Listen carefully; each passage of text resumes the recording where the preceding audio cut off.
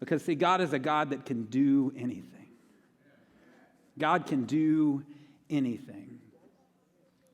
And if you're like me, after just kind of thinking about that and what that means, I start asking myself questions, which sometimes get me in trouble, and sometimes I learn something new, right? And just as I was looking at that idea of God can do anything, I started asking myself, what would I do if I could do anything? Like, what would I really do? What would you do if you could do anything? Right? And then I came to the realization that I need to skip past all the crazy stuff that I would do. You know, if I get to do anything for all of eternity, what would I do? So I would do some crazy stuff, let's be honest. Make it rain money, make it rain, I don't know, tacos. Like, I would just do something. I'd fly around the world a few times. I'd change time zones or something. I don't know. I would do all sorts of crazy. But after I got that out of my system, what would I really do? What would I want to do? So I really started thinking about what is it that I enjoy doing the most? Like, if I could just do the things that I love doing the most right now, what would I do? And it really came down to me realizing, like, I would do things for my family. I would do things for my kids, for my wife. Can I just brag on myself for a minute? Is that okay? Okay. It really is kind of the direction. I have to kind of say this, okay? I got to do something awesome for my family just a few weeks ago. Ever since my kids have been old enough to talk, they have been asking for a dog. And ever since they started asking, I have been saying no. And I've given them all the reasons why not, you know, and some reasons that I just kind of made up on the fly, right? Like, you know, you're not responsible enough yet. You don't know how to do that yet. Who's going to pay for that dog? Who's going to take that dog out?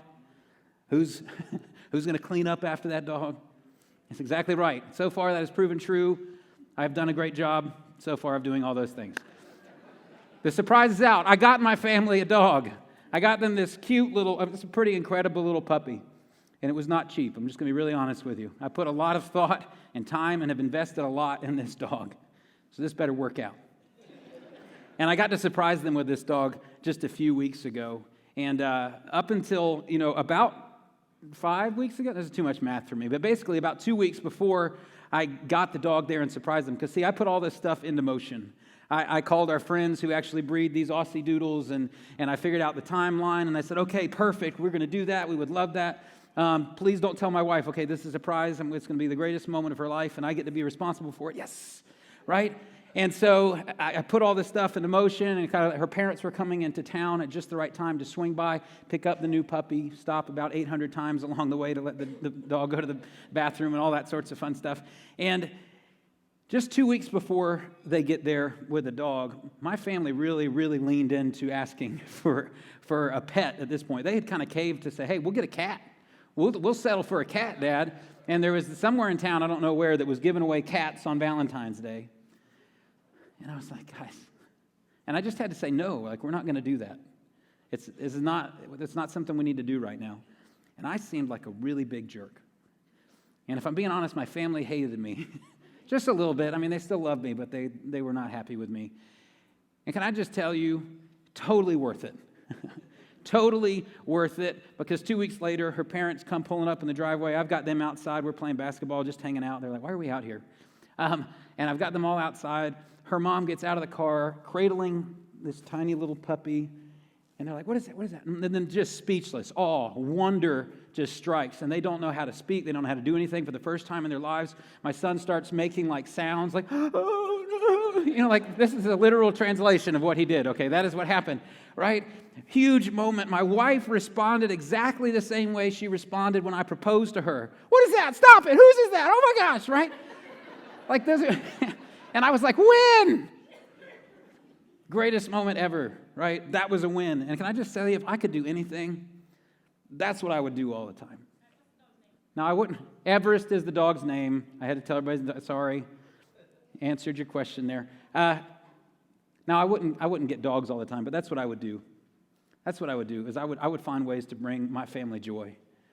I would find ways to help my kids really walk and live in that purpose and find joy as they walk through life. Those are the things that I would want to do after I got past all the crazy.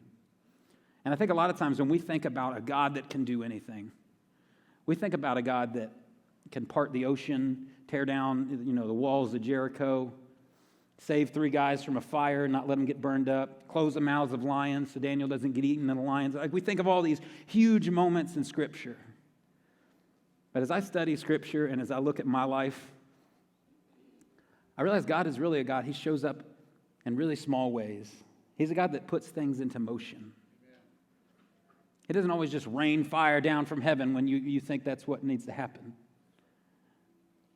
He's a God that can do anything. Yes, He created everything that you know and everything that you see. Yes, He said, let there be light, and light exploded out of nothing.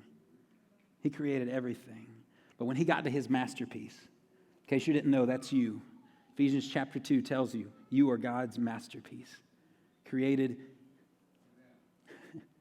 by the God that can do anything. When He got to you, His masterpiece, He slowed down and He formed you in His image. He breathed His life into you. And then when He was done, He took a break and He just stopped and He wondered at you. Just let that sink in for a second. The God that we're trying to remind ourselves to just stop and wonder at, He stopped and wondered at you. And He said, that's real good. That's really good. And I say all that to say that that's where we pick up in Psalm 139. It's this moment in David's life where he decides, I'm going to stop and wonder at what God did when He made me. Verse 13, it says this, you made all the delicate inner parts of my body, and you knit me together in my mother's womb.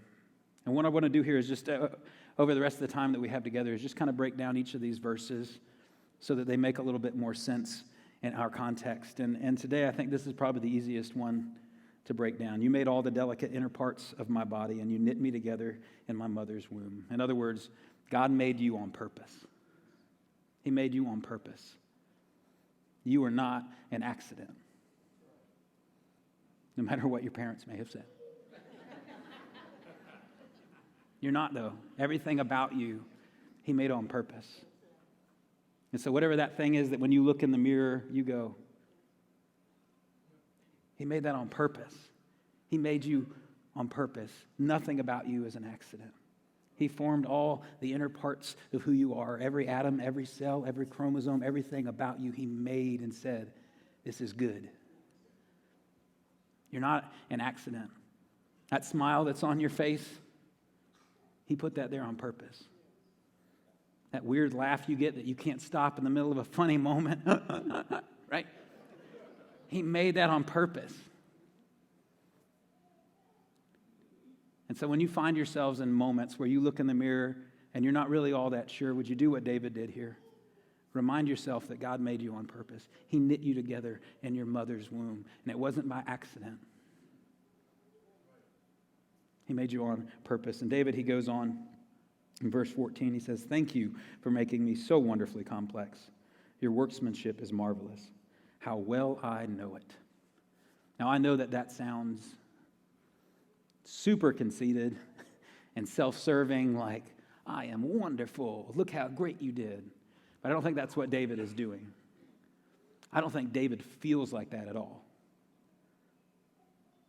And so again, I think David is reminding himself, yes, God made me on purpose. In that first line, he says, thank you for making me so wonderfully complex. That word wonderfully, it means to be distinct, marked out, to be separated, to be distinguished. In other words, God, yes, He made you on purpose, but He also made you for a purpose. He made you for a purpose. In other words, there's a plan for you.